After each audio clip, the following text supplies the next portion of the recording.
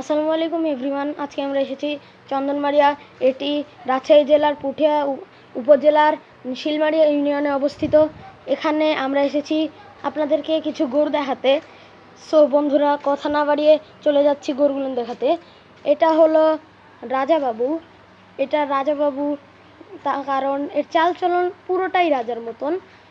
তারপরে আসছি আমাদের ছোট্ট সোনামণির কাছে।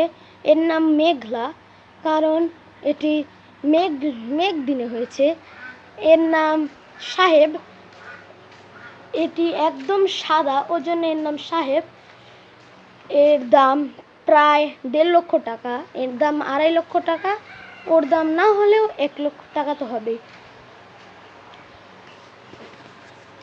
সো বন্ধুরা, যারা যারা আজকের আমার এই ভিডিওটা দেখেছো তারা প্লিজ একটি লাইক, একটি সাবস্ক্রাইব